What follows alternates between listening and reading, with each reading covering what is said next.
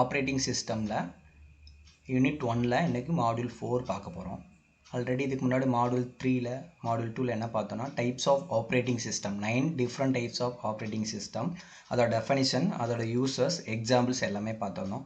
அதுக்கு முன்னாடி மாடியூல் 1ல் என்ன பார்த்துருந்தோம்னா definition of operating system, diagrammatic representation of operating system, operating சிஸ்டத்தோட basic functions and generations of operating system பார்த்துருந்தோம். சரிங்களா? இன்றைக்கி மாடியூல் 4 கிளாஸ் 4ல் நம்ம இன்றைக்கி பார்க்க போகிறது operating system components. Different types of operating system components இருக்குது. ஸோ அதில் process management, memory management, IO management, file management, protection system, networking, command interpreter. So அதில் ஃபஸ்ட்டு பார்க்க போகிறது process management component.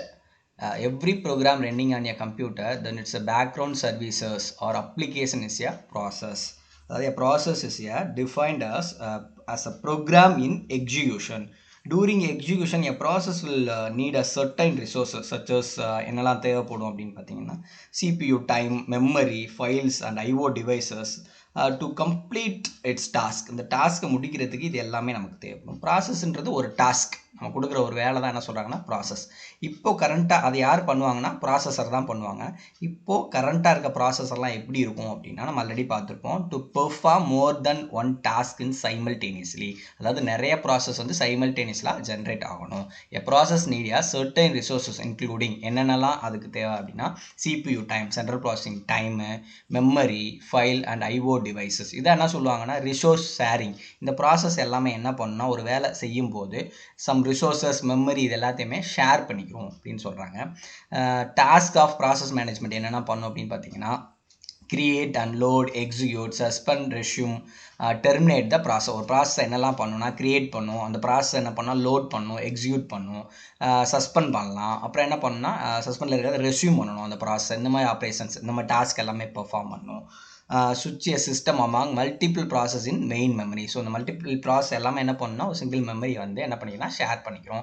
Provide a communication mechanism so that process can send the data to each other. ஒவ்வொரு ப்ராசஸுமே ஒன்றுக்கு ஒன்று என்ன பண்ணிக்கணும் communicate பண்ணிக்கணும். ஏன்னா அட் டயத்தில் என்ன பண்ணணும்னா நிறைய ப்ராசஸ் வந்து ஜென்ரேட் ஆகிக்கிட்டு இருக்கும். ஸோ அந்த ப்ராசஸ் ஒன்னோட ஒன்று என்ன பண்ணிக்கணும் கம்யூனிகேட் பண்ணிக்கிறோம் அப்படின்னு சொல்கிறாங்க. நெக்ஸ்ட் ஒன்று வந்து allocate and deallocate resources property to prevent or avoid the deadlock situation.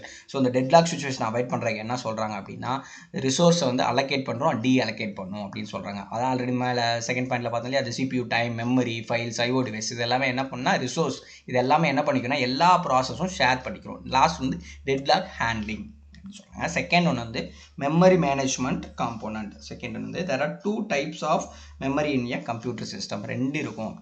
First ஒன்று வந்து main memory or primary memory, second ஒன்று வந்து secondary memory. Memory management is the most important part of an operating system. So இதெல்லாம் என்ன பண்ணணும் அப்படின்னா மெமரியை வந்து ஷேர் பண்ணிக்கிறோம். இந்த ப்ராசஸ் எல்லாமே ஒவ்வொரு ஒர்க் நடக்கும்போதும் இப்போ இன்கேஸ் ஒரு ஃபைல் நம்ம கிரியேட் பண்ணால் அதை சேவ் பண்ணணும். ஸோ அதுக்கு ஒரு மெமரி வேணும். அதே மாதிரி ஒரு ஃபைல் வந்து கரண்ட்டாக ஒர்க் பண்ணிக்கிட்டு இருக்கோம் அப்படின்னாலும் அதுக்குமே என்ன வேணால் நமக்கு ஒரு மெமரி தேவைப்படும். ஸோ ஃபஸ்ட் ஒன்று வந்து primary memory or main memory அப்படின்னு சொல்கிறாங்க. அந்த main memory is too small to store all data and programs. இது வந்து ஸ்மால் சைஸ் வந்து மெயின் மெமரி வந்து ஸ்மாலாக இருக்கும். Further it's a volatile memory. So primary memory or main memory என்ன சொல்கிறாங்கன்னா வேலடைல் மெமரி அப்படின்னு சொல்லுவாங்க. செகண்டரி மெமரி என்ன சொல்லுவாங்கன்னா நான் வேலடைல் மெமரி அப்படின்னு சொல்லுவாங்க. ஸோ இதெல்லாம் பண்ணால் that is the content of a memory are lost when power is சுவிட்ச் ஆஃப். பவர் வந்து சுவிட்ச் ஆஃப் பண்ணிங்கன்னா சுவிட்ச் ஆஃப் ஆயிடுச்சு அப்படின்னா செகண்டரி மெமரி அதாவது இந்த பிரைமரி மெமரியில் இருக்கிறது ஆர் மெயின் மெமரி இதில் இருக்க டேட்டா வந்து லாஸ் ஆயிரும் அப்படின்னு சொல்கிறாங்க. இப்போ இன்கேஸ் நம்ம ஒரு வேர்ட் ஃபைல் எடுத்து ஒரு எக்ஸாம்பிள் பார்க்கலாம் அப்படின்னா ஒரு வேர்ட் ஃபைல் எடுத்து ஒர்க் பண்ணிட்டு இருக்கோம் அப்படின்னு வச்சுக்கோங்க. அப்போ வந்து என்ன ஆயிடுதுன்னா பவர் ஃபெயிலியர். நீங்கள் வந்து டேட்டா வந்து சேவ் பண்ணல அப்படின்னா பவர் போயிடுச்சுன்னா அப்போ அந்த இடத்துல வந்து அந்த பவர் பாயிண்டில் இருக்க டேட்டா வந்து லாஸ். பிகாஸ் நீங்கள் வந்து என்ன பண்ணலன்னா ஸ்டோர் பண்ணல.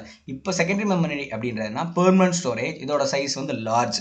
இப்போ இன்கேஸ் இதுக்கு எக்ஸாம்பிள் என்ன சொல்லலாம் ஹார்ட் டிஸ்க் இதெல்லாம் என்ன பண்ணுவோம்னா நம்ம டேட்டா எல்லாமே ஸ்டோர் பண்ணுறோம். ஸோ அது வந்து secondary storage. Mass storage primary or main memory வந்து small storage. When the power off ஆயிடுச்சு அப்படின்னா அதில் இருக்க டேட்டா வந்து கண்டிப்பாக லாஸ். அதுக்கு எக்ஸாம்பிள்னா ஒரு MS ஆஃபீஸ் வந்து ஒர்க் பண்ணிட்டு இருக்கோம், பட் நம்ம வந்து சேவ் பண்ணலை அப்படின்றப்போ பவர் போயிருச்சுன்னா அது கண்டிப்பாக அந்த டேட்டா வந்து லாஸ். இதே நீங்கள் சேவ் பண்ணிட்டீங்கன்னா அது ஆட்டோமேட்டிக்கலி எங்கே போய் சேவ் ஆயிரும்னா செகண்டரி மெமரியில் போய் ஆட்டோமேட்டிக்காக சேவ் ஆயிரும். இதான் ஃபர்ஸ்ட் ஒன் வந்து மெயின் மெமரி மேனேஜ்மெண்ட். இதெல்லாம் என்ன பண்ணுவாங்க அப்படின்னா main memory is large array of bytes and each byte has its own address. இதுக்கு ஆட்டோமேட்டிக்காக என்ன ஒரு அட்ரஸ் வந்து ஜென்ரேட் ஆகும். அதே மாதிரி தான் செகண்டரி ஸ்டோரேஜில் நீங்கள் ஒரு டேட்டாவை எடுத்துகிட்டு போய் சேவ் பண்ணும்போது ஆட்டோமேட்டிக்காக என்ன ஆகும்னா அதுக்கு நம்மளோட சிஸ்டம் வந்து ஒரு அட்ரஸ் ஜென்ரேட் பண்ணி அதில் போய் என்ன ஆயிரும் அப்படின்னா சேவ் பண்ணிடும், அதுவாக சேவ் ஆயிரும் அப்படின்னு சொல்கிறாங்க. ஸோ இது என்னென்ன ஃபங்க்ஷன்ஸ் எல்லாம் இந்த மெமரி மேனேஜ்மெண்ட் வந்து ஹேண்டில் பண்ணும் அப்படி பார்த்தீங்கன்னா மேனேஜிங் ஃப்ரீ ஸ்பேஸ் அலோகேட் பண்ணும், allocation of storage and disk scheduling, creation deletion of file, ஒரு ஃபைலை வந்து கிரியேட் பண்ணுறது அண்ட் டெலிட் பண்ணுறது, ஃப்ரீ ஸ்பேஸ் எங்கெல்லாம் இருக்குமோ அதை எடுத்து மேனேஜ் பண்ணுறது. நம்ம ஓஎஸ் இன்ஸ்டால் பண்ணும்போது என்ன பண்ணுவோம்னா சிக்கு ஒரு பார்ட்டிஷன் கொடுத்துருப்போம், டிஇ இப்படியெல்லாம் நம்மகிட்ட இருக்க டோட்டல் மெமரி ஸ்பேஸை வந்து அலோகேட் பண்ணுறோம். அதே மாதிரி தான் இங்கே அலோகேஷன் ஆஃப் ஸ்டோரேஜ் ஸ்பேஸ் ஒவ்வொரு ப்ராசஸுக்கு எவ்வளோ தேவை அப்படின்ற கேட்டப்போ என்ன ஆகும்னா அலோகேட் பண்ணும் அப்படின்னு சொல்கிறாங்க. நெக்ஸ்ட் ஒன்று வந்து IO management component, input output management component. All the computer system have a physical IO devices such as a keyboard, printer, etc. for giving an input and getting an output. Each device has its own properties and mode of operations. So எல்லா எந்த ஒரு ஆப்ரேஷனுமே நம்ம கண்டிப்பாக என்ன வேணும், ஒரு input ஒரு output வேணும். So such as some input output devices அதெல்லாம் இந்த மேனேஜ்மெண்ட் ஐஓ மேனேஜ்மெண்ட் காம்பனன்ட் வந்து ஹேண்டில் பண்ணணும்னு சொல்கிறாங்க. IO devices are used by a person to communication with a computer, a keyboard or mouse, maybe input devices for a computer which monitor and printer are considered as a output devices. சரிங்களா, input டிவைஸ்லாம் சொல்கிறாங்க keyboard mouse, output டிவைசஸ்னால் monitors printers இதெல்லாமே output. So இந்த component எல்லாத்தையுமே என்ன பண்ணணும்னா இந்த ஐஓ மேனேஜ்மெண்ட் சிஸ்டம் வந்து ஹேண்டில் பண்ணும். இதில் டாஸ்க் ஆஃப் ஐஓ மேனேஜ்மெண்ட் என்னென்ன சொல்கிறாங்கன்னா disk management function such as free space management, storage allocation, fragmentation removal, head scheduling, consistent, convenient software to IO devices interface, some custom drivers for each devices. இப்போ என்னென்ன functions எல்லாம் manage பண்ணணும்னா keep track of available devices, எந்த device எல்லாம் available அப்படின்றது இது பண்ணும். Decide the efficient way of allocation, allocate the devices, எந்த ரிசோர்ஸஸ் வந்து எந்த இதுக்கு அலோகேட் பண்ணணும். இப்போ ஒரு நம்ம பிரிண்டர் கொடுக்குறோம் ஒரு டாக்குமெண்ட்லாம், ஸோ அந்த இடத்துல என்ன ரிசோர்ஸ் அலோகேட் பண்ணணும்னா நமக்கு பிரிண்டர் வந்து கண்டிப்பாக அலோகேட் பண்ணணும் ஆப்ரேட்டிங் சிஸ்டம் வந்து. அப்புறம் get back the devices when the user finishes the job, அந்த ஒரு ப்ராசஸ் கம்ப்ளீட் ஆயிடுச்சுன்னா so get back the device, அது வந்து கெட் பேக் பண்ணணும். ஸோ இது IO management and component. So ஃபைனலாக கன்க்ளூஷன் இன்றைக்கி என்னென்ன பார்த்துருக்கோம் அப்படின்னா இன்றைக்கி பார்த்துருக்கிறது 3 மேனேஜ்மெண்ட் ப்ராசஸ் பார்த்துருக்கோம். ப்ராசஸ் மேனேஜ்மெண்ட் என்னென்ன ஆப்ரேட்டிங் சிஸ்டத்தோட காம்போனன்ட்ஸில் 3 பார்த்துருக்கோம். Process management, memory management, IO management பார்த்துருக்கோம். ஸோ அதில் ப்ராசஸ்னால் பார்த்துருப்போம் to perform more than one task, அதாவது மோர் தென் ஒன் ப்ராசஸ் வந்து ஜென்ரேட் பண்ணிட்டு இருக்கும்போது ப்ராசஸ்க்குள்ளே என்ன பண்ணோம் அப்படின்னா கம்யூனிகேட் பண்ணிக்கிறோம் அப்படின்னு சொல்கிறாங்க. ஒவ்வொரு ப்ராசஸ்க்குள்ளேயும் என்ன பண்ணிக்கிறோம் கம்யூனிகேட் பண்ணிக்கிறோம். ஸோ அதில் என்ன நடக்குன்னா creation deletion of user and system process நடக்கும். சரிங்க, providing mechanism for process communication, ஒன்னோடனே கம்யூனிகேட் பண்ணிக்கிறோம் அப்படின்றத பார்த்தோம். செகண்ட் ஒன்று என்ன பார்த்தோம்னா மெமரி மேனேஜ்மெண்ட். சரியா, ஸோ ஒரு ஸ்பேஸ், மெமரி ஸ்பேஸ் வந்து நம்ம ப்ராசஸுக்கு அலோகேட் பண்ணணும். அதில் 2 டைப்ஸ் பார்த்தோம். ஒன்று மெயின் மெமரி, இன்னொன்று செகண்டரி மெமரி. இப்படி பார்த்தோம். மெயின் மெமரி அப்படின்றது வந்து too small to store the data. Main மெமரியோட சைஸ் வந்து எப்படி இருக்கும் அப்படின்னு சொல்கிறாங்கன்னா main memory or prime memory, இதோட சைஸ் வந்து டூ ஸ்மால். இதில் இருக்க டேட்டா என்ன ஆகும் அப்படின்னா நீங்கள் சேவ் பண்ணாதப்போ பவர் போயிடுச்சுன்னா அந்த டேட்டா வந்து லாஸ். இதே ஒரு ஃபைலை நீங்கள் வந்து சேவ் பண்ணிட்டீங்கன்னா அது ஆட்டோமேட்டிக்காக எங்கே போயிடும் அப்படின்னு பார்த்தீங்கன்னா செகண்டரி, அது வந்து மாஸ் ஸ்டோரேஜ், பெர்மனன்ட் ஸ்டோரேஜ். இந்த மெயின் மெமரி அப்படின்றது வந்து டெம்பரவரி ஸ்டோரேஜ். ஸோ அதனால தான் பவர் லாஸ் ஆகும்போது ஆட்டோமேட்டிக்காக நம்மளோட டேட்டாவை என்ன ஆயிடுதுன்னா லாஸ் ஆயிடுது. ஸோ இது என்ன ஃபங்க்ஷன்லாம் ஹேண்டில் பண்ணணும்னா managing a free space, allocation of storage and disk scheduling, இது எல்லாத்தையுமே இது பண்ணும். ஸோ லாஸ்ட் ஒன்று என்ன பார்த்தோம் அப்படின்னா IO management component, input output டிவைசஸை ஹேண்டில் பண்ணுற காம்போனன்ட் பார்த்தோம். So all the computer system have a physical IO devices such as keyboard, mouse, output device பார்த்தீங்கன்னா printers, monitors, etc. for giving a input and getting a output.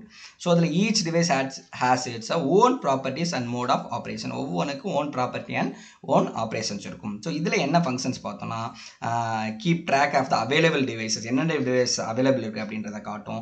allocate the devices, என்ன ப்ராசஸ்க்கு நம்ம என்ன device allocate பண்ணணும். இப்போ ஒரு document print கொடுக்கணும்னா நம்ம printer device வந்து ப்ராசஸர் வந்து அலோகேட் பண்ணணும்.